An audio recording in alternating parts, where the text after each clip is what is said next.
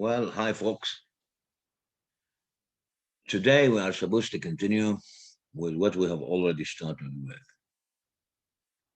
That is, how far influential philosophy on the evolution and development of literary criticism. We've already referred to the idea that we are not going to deal with Plato. Rather, we are going to touch on certain focal points, beginning with the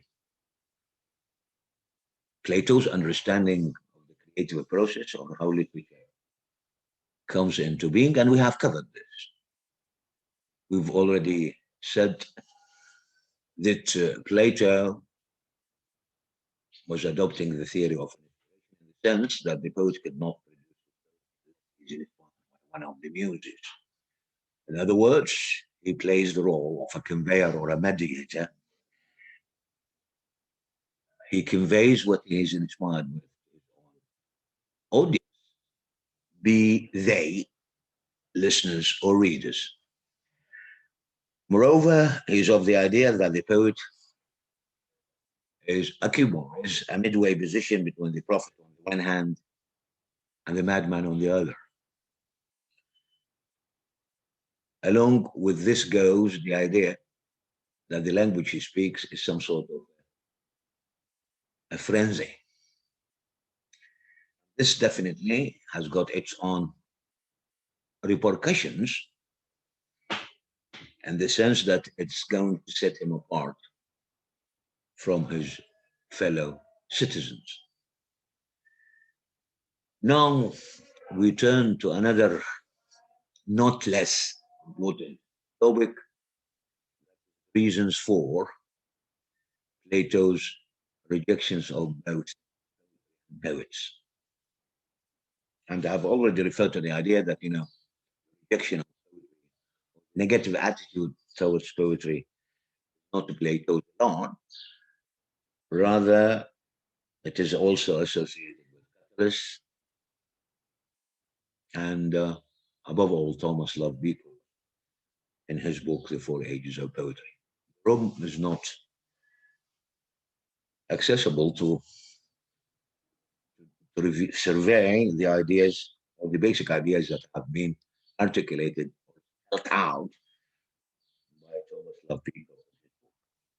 On the other hand, there are people who stand for poetry. And by standing for poetry, that is to say, they try to defend not only the poet, but also poetry. Beginning with Sidney, the 16th century, and his two essays, A Defense of Poetry and An Apology of Poetry. To further on the line, this could be recognized again in A Defense of Poetry, which was published by Percy Bysshe Shelley. Apart from this, if someone is Freudian, that Freudian is an adjective derived from the famous psychoanalyst Sigmund Freud. Someone is Freudian in his own orientation, definitely he will come across the idea that the human mind is an organ that by its own nature produces poetry.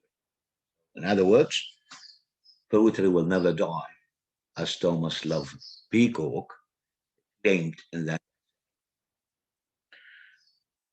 So, to deal with the reasons for or causes behind Plato's rejection, introduce the following reasons that have been forwarded by Plato could be divided into two categories.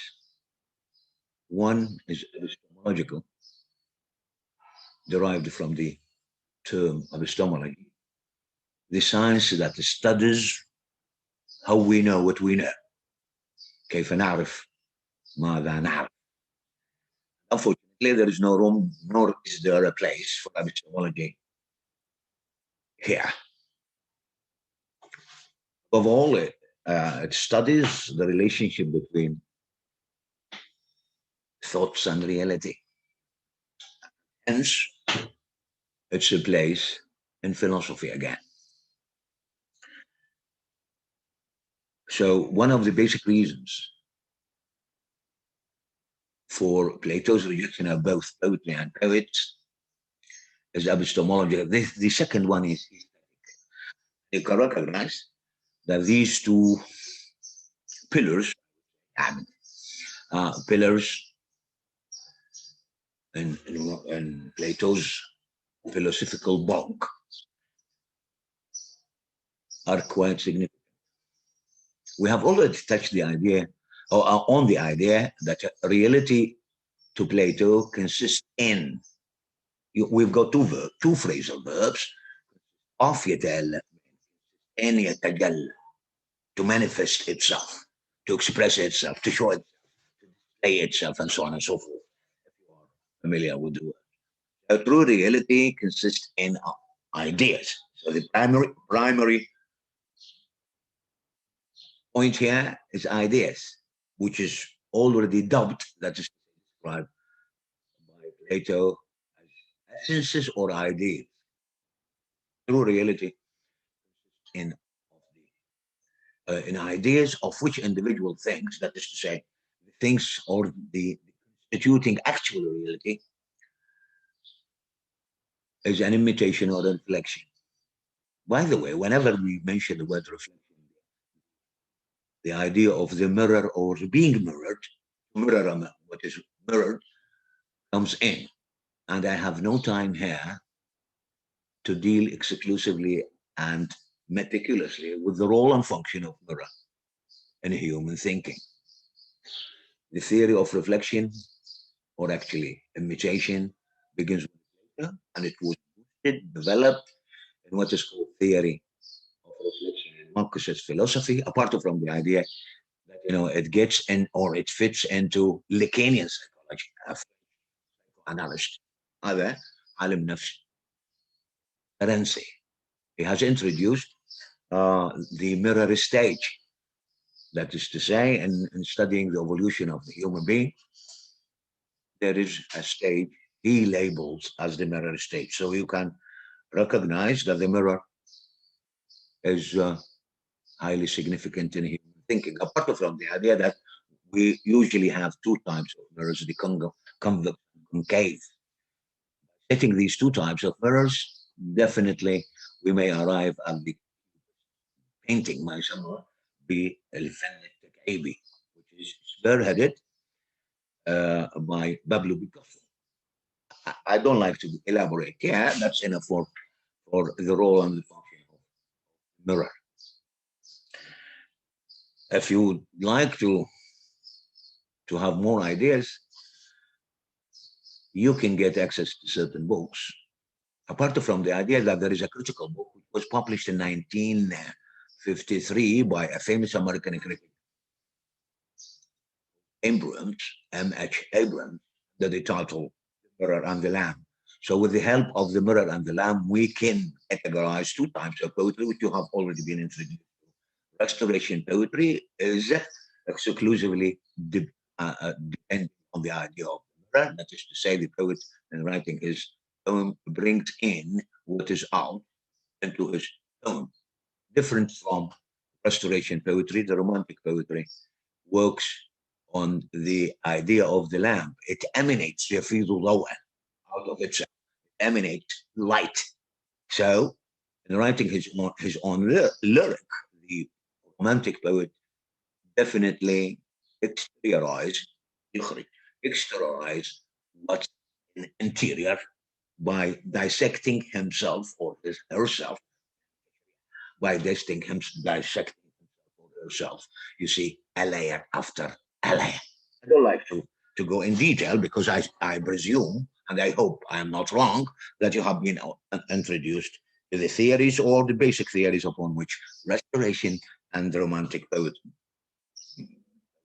have written or worked out their poems. There is a difference, rather, you see, between Dryden and Pope and Wordsworth and the other romantics.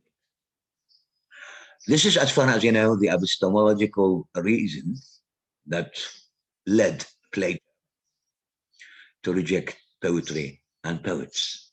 So here we arrive at an idea that he is very primarily concerned with the nature of literature, its value, and the debate will go on.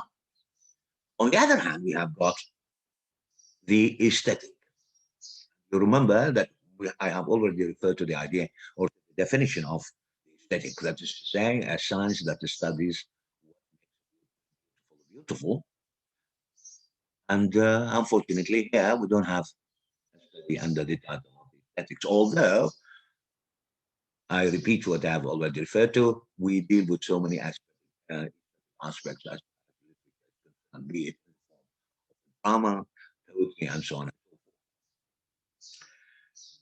The Plato, however, is of the idea that poetry appeals to a lower faculty, man's emotions. By appealing to emotions, definitely this might guide or lead the individual to disturb the stability of the society he lives in. It tells us that the Plato is very much concerned with the stability of the society. It appeals. He is ignoring the idea that, by writing poetry, poetry gives form and shapes emotions. And this is some sort of a refutation that has been introduced by Aristotle, which are now ideas that we are going to deal with later on when we come to Aristotle.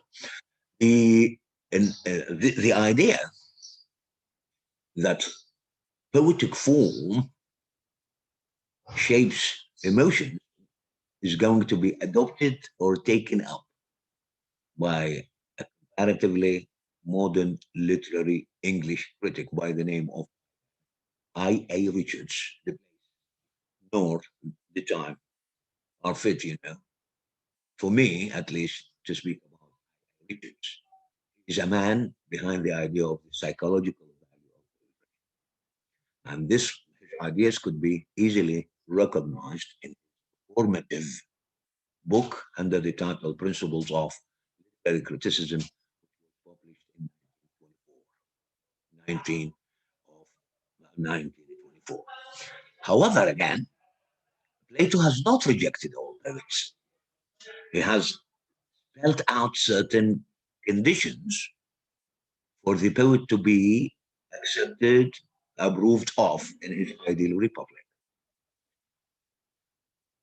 One, he should be of 50 years old. You see, by being of 50 years, definitely the human individual will be very much free from the audacity, irrationality,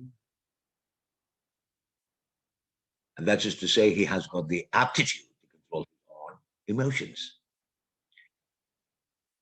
Moreover, he accepts the poet who has done noble deeds to the state, and hence the closer relationship in terms of Platonic theory in literature and politics. This is a very thorny topic, a very thorny topic. According to Napoleon, he says poetry, or you see, power is everywhere. Power is everywhere. An idea that needs, you see, a lot of effort, a lot of time to elaborate upon because it was Broffer, that is to say, introduced by the French philosopher by the name of power is everywhere. You can recognize that, even the competition among political parties, reasonable is that you get an access to what is called discursive power of. It's not a matter of